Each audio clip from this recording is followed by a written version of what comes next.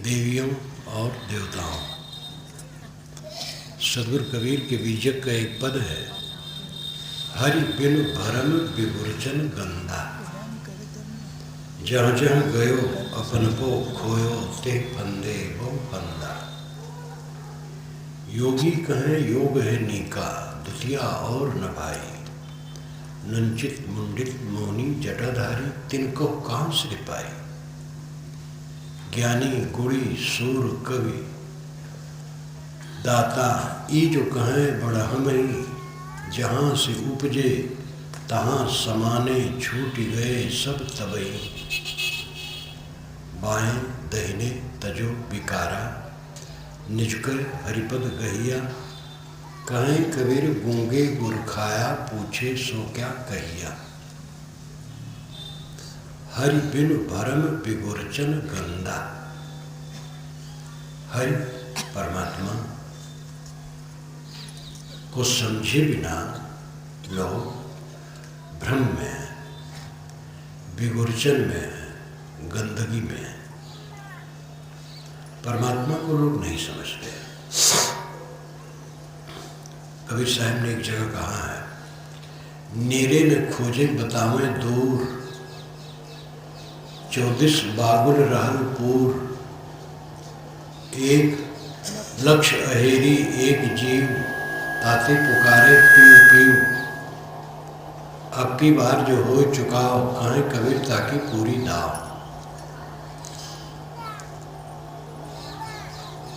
नेरे न खोजे बतावें दूर। भगवान परमात्मा कहने वाले अपने आप में नहीं खोजते हैं, दूर बताते हैं। 24 बागुल रहलपुर, चारों दिशाओं में बागुलपुर है। बागुल कहते हैं जाल, चारों तरफ जाल फैला है। लक्ष्य अहेरी एक जीव, एक जीव पर लाखों शिकारी हैं, वो शिकार करते हैं। ताते पुकारे पीव पीव, ये जीव हरदम पीव पीव पुकारता है, हे परमात्मा हे परमात्मा, कब मिलोगे। मालूम होता है परमात्मा बिछुड़ा है। परमात्मा बिछुड़ा नहीं है, विस्मरण है, ख्याल नहीं है। अब की बार जो हो चुकाओ, कहें कबीर ताकि पूरी दाव। साहब कहते अब की बार अगर पूरा चुकाव कर दो तो पूरा दाव लग गया। चुकाव का मतलब क्या है? पूरा दे दो। लगान बाकी है तो चपरासी आता है, लगान लेने वाला आता है, फिर ज़्यादा गड़बड़ हो जाता है, चपरासी नोटिस लेके आता है, पुलिस आती है, जेल जाना पड़ता है। अगर लगान कोई पूरा दे दे, टैक्स पूरा दे दे, कौन उसको पकड़ सकता है? हम बाकी रखे रहते हैं, देते नहीं। इस संसार में आए हैं तो इस जो टट्टी पेशाब की पोटली शरीर है, पहली बात तो इसी में चिपके। इसी को अगर हम विवेक से छोड़ दें और हरदम छोड़े रहें तो हमें कोई बांध नहीं सकता है, और बंधन फिर होगा ही नहीं। देहाभिमान सारे बंधनों की जड़ है। मकान में रहते हैं, मकान में चिपके हैं। मकान मुसाफिर खाना है, रहने की जगह है। मकान हमारे साथ नहीं रहेगा। इसी मकान में से मेरी लाश निकलेगी और एक दिन मकान नहीं रहेगा। धूल, चारों तरफ जो हम देखते हैं केवल धूल है। शरीर धूल है, मकान धूल है, कपड़े धूल है, बर्तन धूल है, फर्नीचर धूल है, रुपए पैसे धूल है, सब धूल है। लेकिन जब तक शरीर है, इनका भिन्न भिन्न उपयोग है। रुपए पैसे धूल है, आप सौदा खरीदने जाओ तो धूल लेकर के जाओ, और को भाई रुपया भी धूल है, धूल भी धूल है, तो दुकानदार डांट के खदेड़ेगा। धूल तो सब है अवश्य, लेकिन कार्य रूप में इनके भिन्न भिन्न गुण और लक्षण हैं। वही मिट्टी कहीं सोना है, कहीं चांदी है, कहीं लोहा है, कहीं लकड़ी है, कहीं शरीर है, कहीं दीवार है, और कार्य रूप में उन सब की विलक्षणता है और उनका भिन्न भिन्न उपयोग है। लेकिन परमार्थ रूप में सत्यता क्या है? सब धूल है। विवेक से व्यवहार में उचित सबका बर्ताव करते हुए जो सबको अंततः धूल समझता है और चुकाव कर देता है, छोड़ देता है मन से, सब कुछ को सब समय छोड़े रहता है। कहें कबीर ताकि पूरी दाव, साहब कहते उसका दाव पूरा लग गया। हम चुकाव नहीं करते हैं, इसलिए फिर आते हैं जेल खाने में।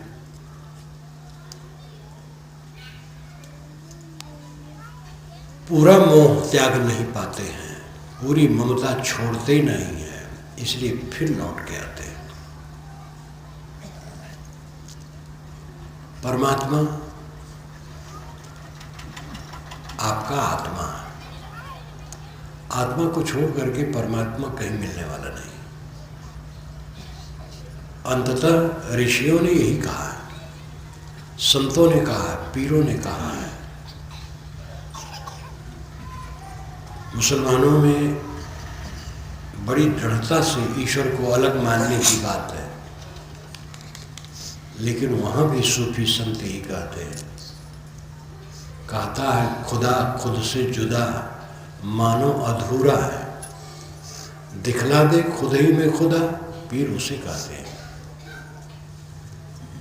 जो खुदा को खुद से जुदा कहता है वो अधूरा गुरु है। जो खुद में खुदा को दिखला दे वह पूरा गुरु है। आपन को आप ही बिसरो। और हजारों वर्ष पूर्व हमारे ऋषियों ने यही तो कहा था, अहम ब्रह्मास्मि, अहम ब्रह्म अस्मि। ये तीन, दो पद और एक क्रिया मिल करके समस्त पद है। अहम ब्रह्मास्मि, अहम और ब्रह्म ये पद है और अस क्रिया है, तीनों मिलकर के समस्त पद है। इसका अर्थ है अहम मैं, ब्रह्म श्रेष्ठ, अस्मि हूँ, मैं श्रेष्ठ हूँ, तत्त्वमसि ये दूसरा समस्त पद है। तत् त्वम असि, तत् और त्वम ये दोनों पद है और अस क्रिया है वाचक है।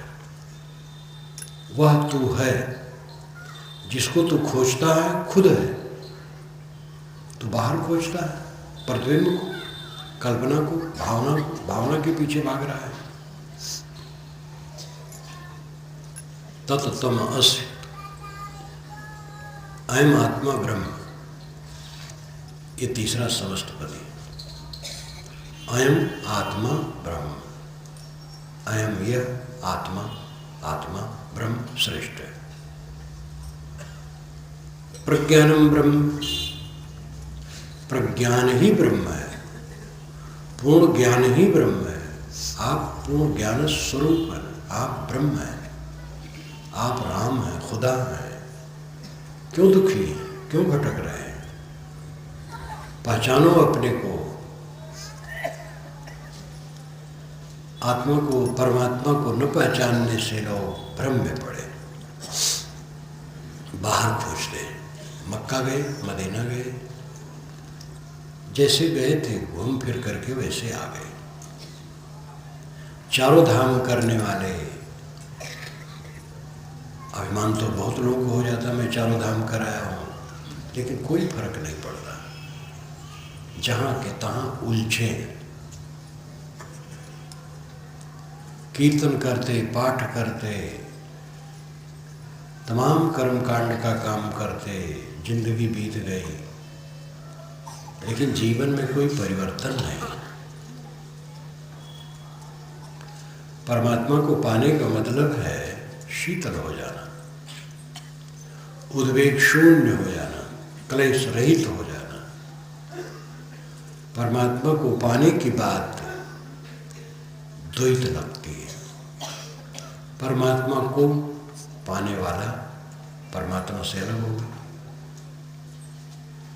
कथन में द्वैत लगता है, द्वैत नहीं है, अद्वैत है, अकेला है। परमात्मा को पाना नहीं है, परमात्मा को समझना है। आत्मा परमात्मा है। इस तथ्य को समझे बिना भरम, विगुर्जन और गंदगी तीन में जीव उलझा है। हरि बिनु भरम विगुर्जन गंदा। इस हरि की परिभाषा साहब आगे खुद करते हैं, जो समय से आएगा। भर्म, भर्म विपरीत समझ। पानी में, पत्थर में, आकाश में परमात्मा खोजते रहते हैं। मोर हीरा हेराए गए कचरे में, कोई खोजे पूरब, कोई खोजे पश्चिम, कोई खोजे पानी पत्थरे में, मोर हीरा हेराए गए कचरे में। सुर नर मुनि ऋषि पीर औलिया, भूल गए सब नखरे में। कहत कबीर सुनो भाई साधो, जिन पाया तिन बांध लिया अचरे में। पाया क्या? समझ गया। अचरे में बांधने का लाक्षणिक अर्थ है समझ गया और शांत हो गया। जो समझ जाता है शांत हो जाता है। पाना नहीं है, लगाव चारों तरफ से छोड़ देना, बस अपने आप नित्य प्राप्त है। लेकिन भ्रम परमात्मा का सही बोध नहीं है। पुराणों की रचना जब से हुई, महाकाव्यों की रचना जब से हुई, तब से बाहर परमात्मा खोजने का बहुत चल पड़ा। वेदों में ऐसा नहीं, शास्त्रों में ऐसा नहीं, उपनिषदों में ऐसा नहीं। भारतीय परंपरा का जो आध्यात्मिक ज्ञान का सार है पूरा काल का, वो उपनिषदों में। कबीर वाणी एक उपनिषद ही है। तस्याम आत्मायम लोकः, ज्ञानी के लिए आत्मा ही अपना लोक है। सतलोक, गोलोक, शिवलोक, जनलोक, तपलोक, साकेत लोक, ब्रह्मलोक, ये सारे लोकों का फलितार्थ है आत्मलोक। कहीं शिवलोक, गोलोक बाहर नहीं, आत्मलोक ही आपका अपना लोक है। आप अपने आत्मा को लेकर के ही सब जगह रहते हैं। घर में थे, आत्मा को लेके थे। घर से यहाँ आए तो रास्ते में भी आत्मा के सहित आए। यहाँ आत्मा के सहित ही हैं। यहाँ से चंद्र लोग जाएं तो वहाँ भी आप आत्मा के सहित ही रहेंगे। आत्मा को छोड़ करके रहने की कोई गुंजाइश नहीं। जिसको हम कभी छोड़ नहीं सकते हैं उसी को भूले रहते हैं, और जो भरभरा करके एक साथ छूट जाने वाला है उसी में चिपके रहते हैं। ये देह मिट्टी का ध्रुव भरभरा करके पिट जाएगी, इसमें चिपकने की जरूरत नहीं है। आत्मा कभी आत्मा से अलग नहीं होगा। उसी को समझना है, उसी में अनुराग करना है। अनात्म चिंतनम त्यक्त्वा कष्मलम दुख कारणम चिंतयात्मानमानंद रूपम तन मुक्ति कारणम। ये स्वामी शंकराचार्य ने कहा। अनात्म चिंतनम त्यक्त्वा, अनात्म चिंतन का त्याग करो, दुनियादारी की चीज़ों का त्याग करो, क्योंकि वो कष्मलम दुख कारणम, मन में मोह पैदा करने वाला और दुख का कारण है। चिंतयात आत्मानमानंद रूपम तन मुक्ति कारणम येन मुक्ति कारणम। आनंद स्वरूप आत्मा का स्मरण करो जो मुक्ति का कारण। आप अपने को सब समय समझो कि आप शुद्ध बुद्ध निर्मल असंग अकेला निर्विकार आकृत विहीन प्रपंच विहीन नाम रूप विहीन शुद्ध आत्मा। शरीर का नाम और शरीर का रूप ये मिट्टी के खिलौने का सब है। आपके नाम में कोई पद जुड़ा है, प्रतिष्ठा जुड़ी है, ऐश्वर्य जुड़ा है, वो सब झूठा है। आपका परम ऐश्वर्य आपकी असंगता और अकेलापन है। इसकी याद करो। इसकी समझ नहीं है, इसलिए भ्रम में जीव पड़ा और विगुर्चन नाम उलझन में पड़ा और गंदा। उस ये सब का परिणाम होता है गंदगी, पीड़ा पीड़ा पीड़ा। सुबह से उठ करके शाम तक मिले हुए प्राणी पदार्थ और परिस्थितियों में आदमी उलझा रहता है। बीती हुई घटनाओं की याद करना और पचना। किसी ने अच्छा कहा, किसी ने बुरा कहा, किसी ने राग किया, किसी ने द्वेष किया, कोई अनुकूल मिला, कोई प्रतिकूल मिला, तो हम भी उसके लिए राग और द्वेष सोच रहे हैं। यही सब विकार, हरदम विकार। अध्ययन मनन चिंतन करो, अकेले में बैठो, सोचो, ये मन के विकार को काटो। ये कुछ रहने वाला नहीं। जिसको आप सोच रहे हो रहने वाला नहीं है। 20 वर्ष पहले आप जिन बातों को लेके उलझे थे, आप वो कहाँ है? कल की बातें कहाँ हैं? आज सुबह की बातें कहाँ हैं? वर्तमान वाला भी नहीं रह जाएगा। इसलिए सभी स्त्री पुरुष साधु गृहस्थ को चाहिए कि आत्मचिंतन करें, कूड़ा कबाड़ का चिंतन न करें। कूड़ा कबाड़ का काम करना पड़ेगा। शरीर कूड़ा कबाड़ है, इसकी रक्षा के लिए कुछ काम करना पड़ेगा। ये दुनिया हल्ला गुल्ला कीचड़ पानी राग द्वेष प्रपंच, इसी में रह करके सबका सह करके अपने कल्याण का काम करना है। सहन शक्ति छोड़ दोगे तो उलझ जाओगे। कर्म बंधन कैसे बनता है? प्रतिक्रिया में पड़कर। कोई मुझे बुरा कहा, मैं भी उसको बुरा कहा, तो मेरा कर्म बंधन बन गया। कोई मुझे बुरा कहा, मैं कुछ नहीं कहा, मन में सोचा भी नहीं, मन में उद्वेग नहीं लाया, तो कर्म बंधन नहीं बनेगा। मुझे किसी ने गाली दी, मैंने भी गाली दी, तो मेरा कर्म बंधन बन गया। मैंने गाली नहीं दी, लेकिन कहा ठीक है भाई गाली दो, भगवान आपको फल देगा, तो बंधन बन गया। ऐसा भी नहीं कहा। अगर 10 वर्ष के बाद उसको कोई दुख हुआ, तब मैंने कहा देखो इन्होंने मुझे गाली दी थी, फल पाए ना, तो कर्म बंधन बन गया। मैंने ऐसा कहा तो नहीं, लेकिन मन में हर्ष उत्पन्न हुआ, इन्होंने हमें गाली दी थी, फल मिला, तो भी कर्म बंधन बन गया।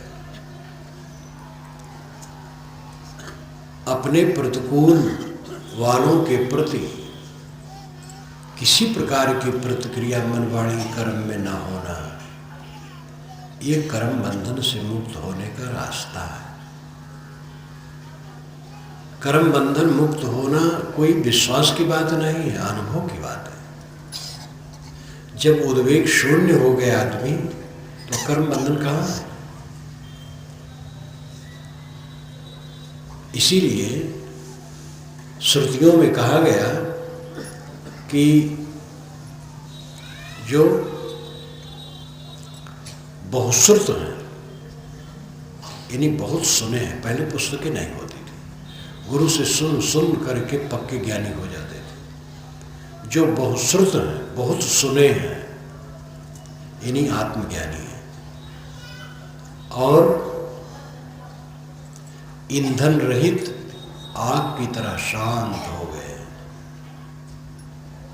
आग जलाई गई, अब ईंधन उसमें नहीं डाला जाता है, तो आग शांत हो जाती, और शांत होते होते बुझ जाती। जिसका मन ईंधन रहित आग की तरह शांत हो गया, ऐसे गुरु की शरण लेना। जो ज्ञानी हो और उद्वेग शून्य हो, ऐसे गुरु की शरण लेना। मुक्त कौन है? जो आत्मा परमात्मा को समझता है और उद्वेग शून्य हो गया। हर बिन भरम विगुरचन गंदा, परमात्मा का बोध हुए बिना कि परमात्मा बाहर नहीं है। जहाँ जहाँ गयो अपन को खोयो ते फंदे बो फंदा। आप जहाँ जहाँ गए अपन को खो दिए। किसी का रूप देखे मोह गए। रूप कितने दिन का है? और किसी का रूप हो, कल्पना करके कल्पना में उसको खुरच दो। हाथ से नहीं खुरचना, नहीं तो पीटे जाओगे। कल्पना से खुरच दो। मन में सोचो कि उसके चेहरे पर चोट लग गई है, कितना गंदा दिखाई देगा चेहरा। ये चाम के नीचे भरा क्या है? नस, रक्त, मांस, हड्डी, टट्टी पेशाब की थैलियां। सुंदरता तो एक भ्रम है, प्रलोभन एक भ्रम है। जहाँ जहाँ गयो अपनपो खोयो, जहाँ जहाँ तुम गए अपनपो खो दिए। धन के लिए, पद प्रतिष्ठा के लिए, सम्मान के लिए, बाल बच्चों के लिए, चलाई चाटी के लिए, घर के लिए, मठ के लिए बिक गए, अपने को बेच दे। जो कुछ करो विवेक से करो, जगत को जीत करके जगत का काम करो। जगत से हार करके जगत का जो काम करता है वो समझदार नहीं है। खाने बैठो तो खाने को जीत करके खाओ। खाने को जीत करके खाओगे तो उचित खाओगे, संतुलित खाओगे। गरिष्ठ पदार्थ जितना खाओगे रोग बनाओगे। गरिष्ठ पदार्थ न खाओ या बहुत कम खाओ।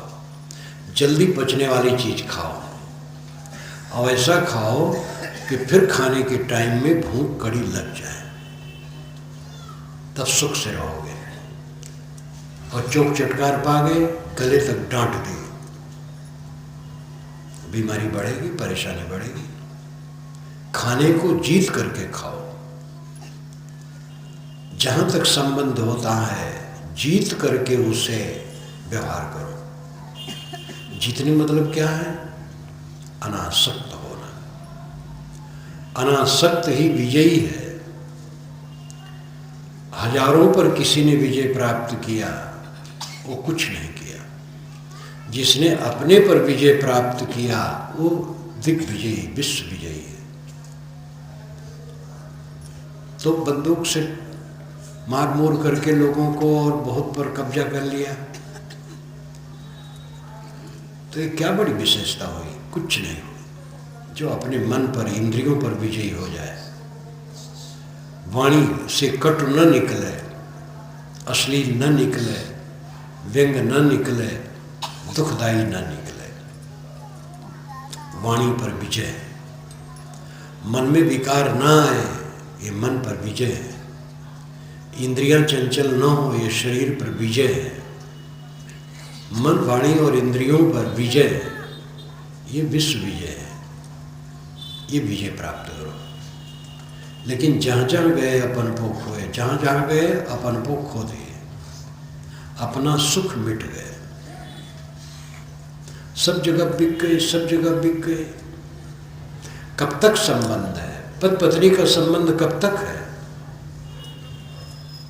अर्धांग अर्धांगिनी कहते हैं। भारतीय परंपरा में कहते हैं कि पति पत्नी आगे भी साथ साथ रहेंगे, आगे भी वो पति पत्नी रहेंगे। पत्नी मर गई और उसके 25 वर्ष बाद पति मरा। अगर पत्नी का जीव मनुष्य शरीर में आया होगा तो अब तक तो वो बाल बच्चे वाली हो गई होगी, और उसके पति अब मरे तो कैसे उसका संबंध होगा? ये खाली प्रेम बढ़ाने के लिए, कुछ नहीं। पति पत्नी का संबंध कब तक है? किसी का भी संबंध कब तक है? सारा संबंध क्षणिक है। कहीं अपने को बेचो मत। लोभ जाना अपनी तौहीन करना है, आकर्षित हो जाना अपने को मिटाना है। मोह गए, अपने को मिटा दिए। बादशाह सम्राट आप हैं, जब कहीं मोह ना, कहीं आकर्षित ना हो। जब सबका मूल्य घट जाएगा तब आपका मूल्य बढ़ जाएगा, और सबका मूल्य तभी घटेगा जब समझेंगे कि हमारे चारों तरफ जो कुछ फैला है सब माटी है। और यही वास्तविकता है। जिसमें हम मोहते हैं वो सब माटी है। अभी प्रतीत नहीं होता है लेकिन माटी होके रहेगा। ज्ञान का अर्थ है अंत को देखना। अंत दशाली आदि में सोई सांझ बहरा। जो अंत वाली बात को समझे उसी का सच्चा ज्ञान वैराग है। तो जहाँ जहाँ गयो अपन को खोयो, ते फंदे वो फंदा। जहाँ जहाँ तुम गए अपने को बेच दिए। रास्ता चलते चलते एक सज्जन मेरे पास आए, वो बहुत प्रिय मेरे रहे, अभी भी प्रिय हैं। मुझसे 2-3 वर्ष बड़ी उम्र के हैं, भक्त हैं। तो हम और वो रक्शे पर बैठ करके चले भ्रमण में, जहाँ पर वो आए थे। बहुत पुरानी घटना है। तो कहे देखिए साहब ये बंगला कितना सुंदर है। फिर आगे रक्षा बढ़े तो कहे देखिए साहब ये बंगला भी है, बाग भी है, कितना सुंदर है। यात्रा में भ्रमण में जा रहे थे कुछ दर्शनीय स्थल देखने के लिए। 2-3 बार वो कहते गए, मैं चुप था। तब मैंने एक बार कहा कि जिसकी तुम बड़ाई कर रहे हो वो कुछ नहीं, माटी धूल है। अपने को समझो तुम दिव्य आत्मा हो। उन्होंने कहा साहब आपने तो सब पानी फेर दिया। मैंने कहा जब तक दिखने वाली वस्तुओं पर पानी न फिरेगा तब तक अपने पर पानी न चढ़ेगा। पानी चढ़ जाना यानी चमक आ जाना। अपनी चमक तब होती है जब सारी चमक मिथ्या लगती है, और जहां बाहर चमक दिखाई दी अपनी चमक खत्म। क्योंकि जहां चमक दिखाई दी मोहे, और मोहे तो अपने को बेचे। साधना क्या है? इस कूड़े कचड़े संसार से अपने को हरदम निकाले रहे।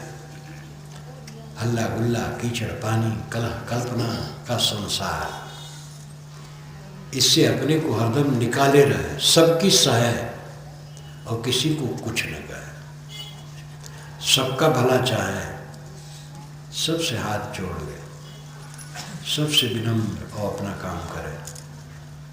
छोटे से बड़े से सबसे विनम्र।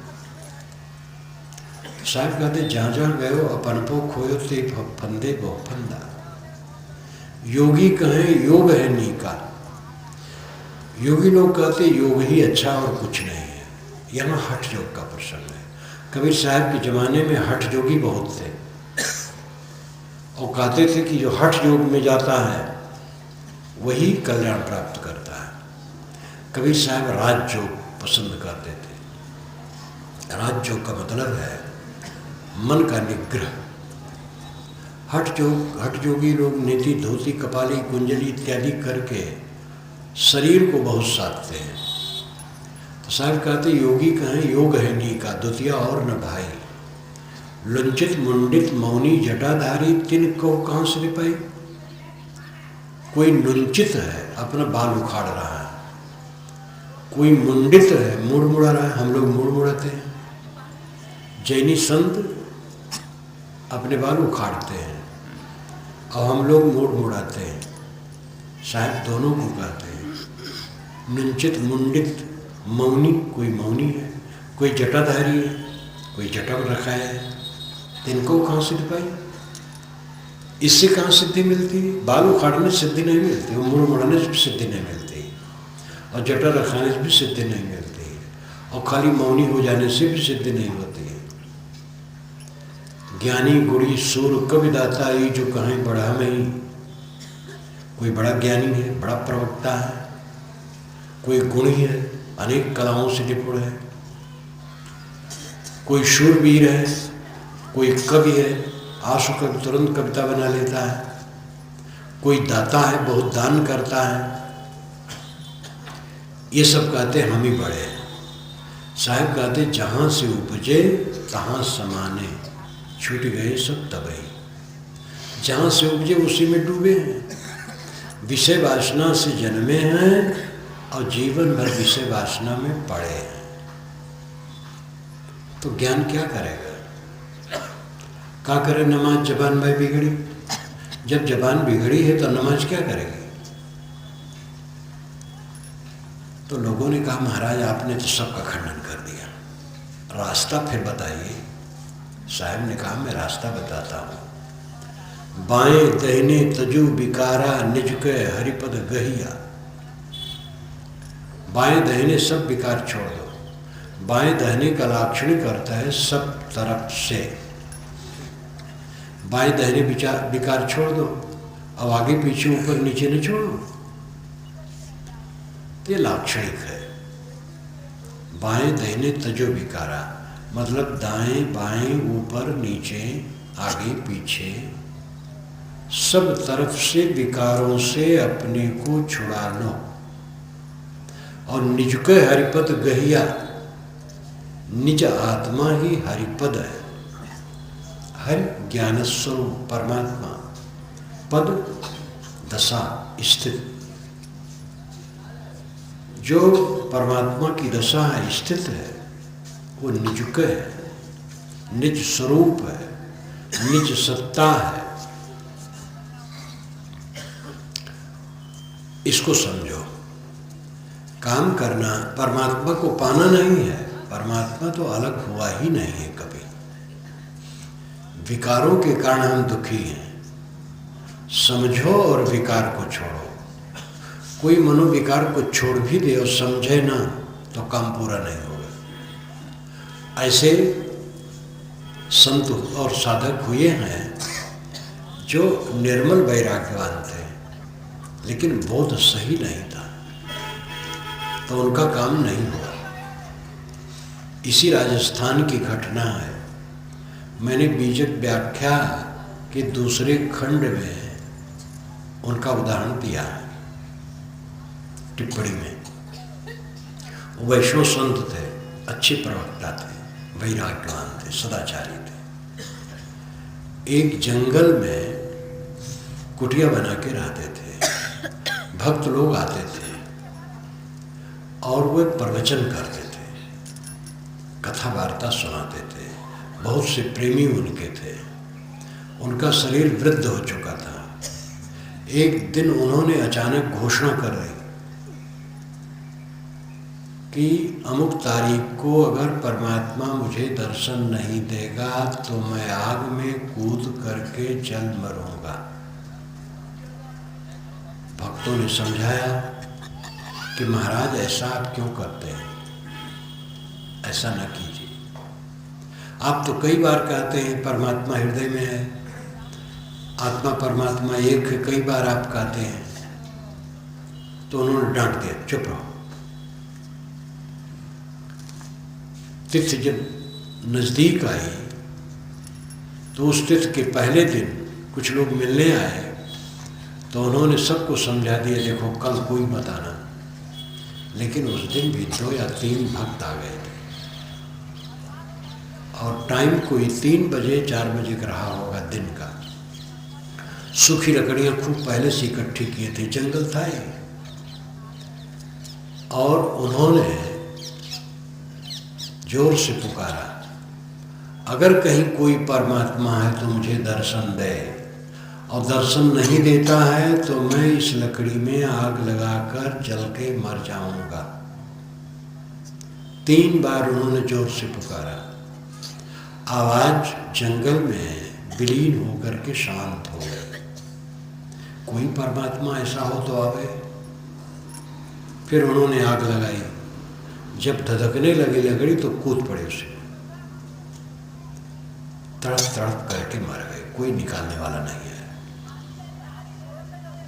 ये सब अज्ञान का फल है। वेद शास्त्रों उपनिषदों में कभी ऐसा नहीं कहा गया। ये तो पुराणों महाकाव्यों में भावुकता की बात बहुत बता दी गई, और उसके पीछे कहानियाँ इतनी बन गई कि उसी में लोग भटक गए। शास्त्रों का चिंतन, उपनिषदों का चिंतन भूल गया। कबीर साहब ने उसी उपनिषद का चिंतन अपनी वाणी में कहा, वही आत्म तत्व कहा। मोको कहाँ ढूंढे बंदे, मैं तो तेरे पास हूँ।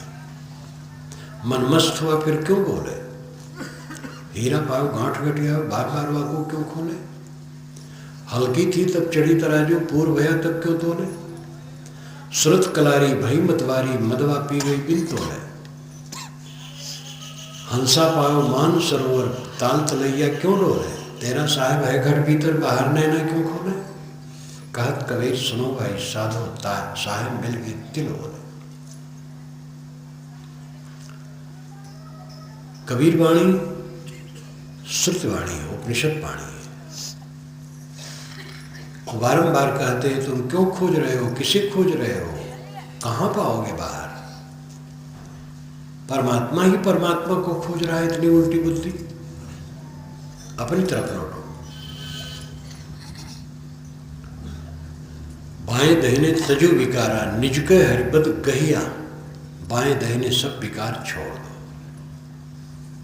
बाएं दहीने का अर्थ है जीवन का सारा मनोविकार छोड़ दो। मनोविकार से इंद्रिय विकार और वाणी विकार होते हैं, और जो मनोविकार छोड़ देता है उसका सब विकार मिट जाता है। और ये विकार एक लागे नहीं छूटते हैं। ध्यान दीजिए, धीरज रखिए, घबराइए ना, लगिए ठीक से, छोड़ना शुरू कीजिए। देखेंगे विकार घट रहे हैं, घटते घटते शून्य की डिग्री पहुंच जाएंगे। जब मन क्लेश से रहित बिल्कुल हो जाएगा, उद्वेग शून्य चित्त हो जाएगा, तब यह लक्षण है कि विकार समाप्त हो गए। और इस दशा में पहुंचे बिना कोई सुखी नहीं हो। इसका स्वरूप मोक्ष है, यह मोक्ष स्वरूप है, और यही व्यवहार में आनंद कर है। मोक्ष कोई काल्पनिक चीज नहीं है। घर में परिवार में आप हैं और मन में दुख नहीं है, तो यही तो मोक्ष है। देवरान ने कुछ कह दिया तो जेठान गाल फुला के बैठ गए। जेठान ने कह दिया तो देवरान, सास ने कह दिया तो बहू, बहू ने कह दिया सास, गाल फुला के बैठ गए। ये गाल फुलाने क्यों मतलब, क्या मतलब है? ये अपना अहंकार। उदार बनो। सास ने कहा तो माँ है, वो कुछ भी कह सकती है, डांट दे। हमें गाल फुलाने की क्या जरूरत, गुस्सा करने की क्या जरूरत। अब अगर बहू ने कह दिया तो भी कोई बात नहीं, प्यारी पुत्री है, हमें दुखी होने की क्या जरूरत है। दुखी होना तो अपनी कमजोरी है। दूसरे की जैसी समझ जैसी शक्ति वैसा कहा दिया। साहब ने कहा है वो तो वैसा ही हुआ तू मति हो अयान, ओ निर्गुणिया तय गुणवंता मत ये कहीं में शान। वो तो वैसा ही हुआ, तू अज्ञानी क्यों हो रहा है? आप मानते हो निर्गुणिया है, लेकिन आप तो गुणवान हैं। अपने को आप तो निर्गुणी नहीं मानते हैं, गुणवान मानते हैं, तो क्यों एक में शान रहे हो? कोई अपने को नहीं मानता मैं अज्ञानी हूं। जब अज्ञानी नहीं हो तो दुखी क्यों हो? और दुखी हो तो ज्ञानी कहाँ हो? शास्त्र ज्ञान कोई काम करेगा? बौद्धिक ज्ञान काम नहीं करेगा, वाचिक ज्ञान काम नहीं करेगा, बहुत जानना काम नहीं करेगा, करना काम करेगा। हम जानते कम नहीं है, करते कम है। करना शुरू कर दे तो जो नहीं जानते वो भी जान जाएंगे। और जानने का मतलब है अपने काम की चीज जानना। दुनिया भर की बात तो कोई नहीं जान पाएगा। मैं यहाँ आया हूँ कल, मुझे इतना ही जानना था कि मेरा निवास कहाँ रहेगा, खाना पानी कहाँ होगा, प्रवचन कहाँ देना होगा, सुबह शाम घूम कहाँ सकते हैं, बस काम हमारा हो गया। अब यहाँ की जनसंख्या कितनी है और एक दूसरे से सबका संबंध कैसा है, किसके घर में कितने रुपए पैसे हैं, किसके घर में कितना कलह है और कितना प्रेम है, ये सब जानने की हमें क्या जरूरत है? काम की बात जाना। सार सार समुद्रतम, सार सार को ग्रहण करो। तो जानना इतना है परमात्मा क्या है, दुख क्या है, बंधन क्या है, छूटे कैसे। परमात्मा आत्मा है। दुख है अनात्म वस्तुओं में आसक्त होना, उसको छोड़ना मोक्ष का रास्ता है। अपने आप में तृप्त हो जाना मोक्ष की दशा है। ये सब समझ लें और ये काम करें। बस समझना थोड़ा है और करना ज्यादा है।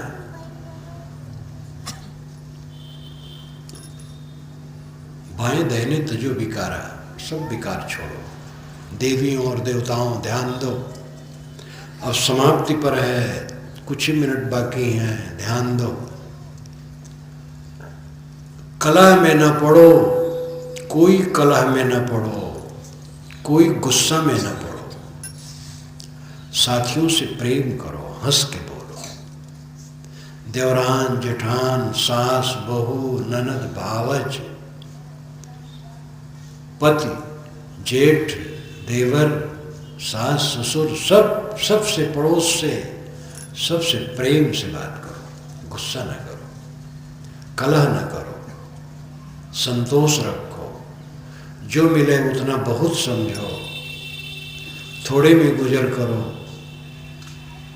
बचा बचा के चलो। कलह करोगे, कटु वचन कहोगे, झगड़ा करोगे, विवाद करोगे तो घर में शैतान का वास। शैतान कहीं होता है? ये मनोविकार ही शैतान है। और जहां कलह हुआ वहां शैतान का वास हुआ। आपस में एक दूसरे को प्रेम से न देख पावे, न बोल पावे, उठते बैठते चलते फिरते प्रेम की गंगा नहीं बह रही है, कलह की गंगा बह रही है। कहाँ शांति? मोक्ष अदृश्य नहीं है, मोक्ष कल्पना लोक की चीज नहीं है, मोक्ष अनुभविक स्थिति है। समझ जाना, ठहर जाना, बस दो ही काम है। समझ जाओ, ठहर जाओ। समझ जाओ परमात्मा आत्मा, पाना नहीं, और ठहर जाओ। ठहर वही सकता है जो अहंकार छोड़ देता है, उद्वेग छोड़ देता है। इसके लिए डट पड़ो, साधना करो। थोड़ा सा सुन करके अच्छा तो लगता है, लेकिन तुरंत कोई ठहर नहीं सकता है। सब जानबूझ करके भी क्रोध आता है, काम वासना उठती है, लोभ आता है, देहाभिमान उठता है, लोभ लालच लग जाता है। तो इसको अभ्यास करते करते घटाना पड़ेगा। घटाते घटाते ये मिट जाएंगे। किसी दिशा में जब निरंतर अभ्यास किया जाता है तब सफलता होती है, एक लगी नहीं होती। किसान, अच्छा किसान कुछ काल में तब अच्छा किसान कोई होता है। अनेक भूले करके, अनेक धोखा खा करके तब अच्छा किसान, अच्छा व्यापारी, अच्छा कलाकार, अच्छा वकील, अच्छा डॉक्टर, अच्छा ज्ञानी संत, अच्छा प्रवक्ता। किसी की समृद्धता बहुत परिश्रम का फल है। उसमें समय लगता है और परिश्रम लगता है। सभी दिशाओं की सफलता का महत्व है, लेकिन सारा महत्व निरर्थक हो जाता है जब आत्म शांति का काम नहीं कर पाया। बड़ा धनी हुआ, बड़ा सेठ हुआ, बड़ा नेता हुआ, बड़ा पद पर गया, बहुत रुपया पाया, बहुत बाल बच्चे हुए, स्वामी जी बहुत बड़े हैं, इनके चेला देश विदेश में हैं, अरबों की संपत्ति है। ये सारी समृद्धियां और उपलब्धियां दो कौड़ी की, अगर आत्म शांति नहीं है तो, और आत्म शांति है तब कुछ हो जाए ना। ये तो ऊपर की सब बात, ये तो सब झूठ है अपने लिए। हमारे द्वारा बहुतों का हित हो रहा हो, लेकिन हमारे लिए तो है कि हमारा हित हो, हमें शांति मिले। और हमें शांति नहीं मिली और हमारे द्वारा बहुतों का हित हुआ तो हमारे लिए तो कुछ भी नहीं हुआ। दूसरे का हित करना बहुत कर्तव्य है अपना। चाहिए कि दूसरे का हित करें, लेकिन अपना हित करना बहुत जरूरी है। अपना कल्याण करो। जो अपना कल्याण नहीं करेगा दूसरे क्या कल्याण करेगा। तो साहब कहते हैं, बाएं दहने तजु विकारा निज के हरिपद गहिया। सब प्रकार के विकारों का त्याग कर दो और निजपद हरिपद है, निस्वरूप परमात्मा है। ध्यान दीजिए, निज के हरिपद गहिया। जो निजात्मा है, अस्तित्व है आपका, आपका होना है, ये परमात्मा का होना है। परमात्मा बाहर है तो मिलेगा छुटेगा, उधारी सौदा कब तक खाएंगे। परमात्मा आत्मा है जो नित्य है। अनुभव क्यों नहीं होता है? क्योंकि देह गेह के अहंकार में पड़े हम जल रहे हैं, तो उसका क्या अनुभव हो। देह गेह के अहंकार को छोड़े तो अनुभव अपने आप होगा। अहंकार घटता जाएगा, शांति का अनुभव बढ़ता जाएगा। अहंकार शून्य की डिग्री पहुंच जाएगा, पूरी शांत जीवन में आनंद कंद बसे आनंद अटारी। श्री रामराज साहब ने कहा। कबीर साहब ने कहा, दादा भाई बाप कलेखो चरण होई हो बंदा, आपकी पुरिया जो निर्वारे सोजन सदा आनंदा। मैं तुम्हें दादा कहूँ, भाई कहूँ, बाप कहूँ, सब कुछ कह दूँ और मैं तुम्हारे चरणों की वंदना भी कर दूँ, वासना की गांठ तोड़ दे, वो सदा आनंदित हो जाएगा। तो परमात्मा निजपद है। कहे कबीर गूंगे गुर खाए, पूछे सो क्या कहिए। किसी ने कहा, महाराज जब परमात्मा का अनुभव हो गया, ये आत्मा ही परमात्मा है और सारा विकार छूट गया और साधक आत्मलीन हो गया, तो अनुभव कैसा होता है। स्वयं ने कहा कि गोगा गुड़ खाए तो बता पाएगा, क्योंकि बताने की शक्ति उसके पास नहीं है, जीव नहीं है, गोगा है। परमात्मा का अनुभव, परम शांति का अनुभव, ये बताने की चीज नहीं है, बताया नहीं जा सकता है। इसमें रहा जा सकता, कहा नहीं जा सकता। कहा गया है, आज भी कहा जा रहा है। लेकिन वो अनुभव थोड़े कराएगा, वाणी से कहा जाएगा। कहने वाला उस स्थिति में है तो उसके अंदर उसका अनुभव है, लेकिन कहता तो वाणी से है। वाणी आप सुनते हैं तो सुनने का अनुभव कैसे आपको होगा? जैसे कोई किसी दृश्य को, अच्छा दृश्य को देखा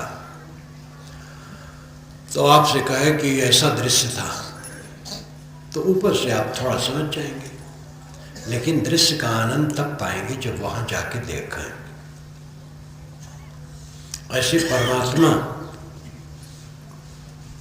परम शांति में जो रहता है वह उसका अनुभव करता है, और जो वाणी वो कहता है उससे आपको ऐसा अनुभव नहीं होगा, थोड़ा सा संतोष होगा।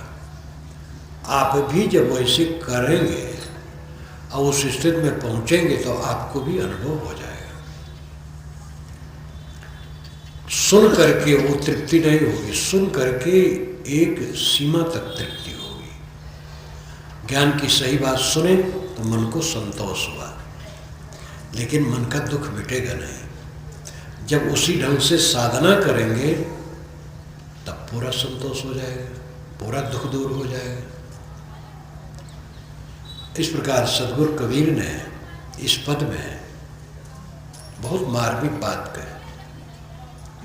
हर बिन भरम विमोचन गंदा, जहाँ जहाँ गयो अगनपो खोयो ते बंदे बहु फंदा। योगी कहें योग है नी का दतिया और न भाई, नंचित मुंडित मौनी जटाधारी तिनको कहाँ से पाई। ज्ञानी बुढ़ी सूर कविदाता ही जो कहें बड़ा हम ही, जहाँ से उपजे तहाँ समाने छूट गए सब तब ही। बाएं दहिने तजु बिकारा निजके हरिपद कहिया, कहें कबीर गूंगे गुर खाया पूछे सो क्या कहिया। ये सब का अर्थ हुआ कि परमात्मा बाहर मत खोजो, परमात्मा आत्मा है। और तमाम प्रपंच के साधनों में न पड़ो, मन के विकारों को दूर करो, मन की मलिनता को दूर करो, मन को पूरा मांझ लो, निर्मल कर लो। अहंकार छोड़े बिना किसी का मन निर्मल नहीं होता। अहंकार में भोग वासना है, अहंकार में चौधराना गांठने का मोह है। जब अहंकार छूट जाता है तो न भोग की वासना रहती है, न किसी पर अधिकार करने की इच्छा रह जाती है। तब मनोविकार सारे शांत होते हैं, और जब मनोविकार शांत हो गए तो अमृतत्व का अनुभव, शांति का अनुभव होता है। यही परमात्मा का पाना है। यह काम हम आप सब करें। आपको धन्यवाद देते हुए मैं अपनी वाणी को विराम देता हूँ।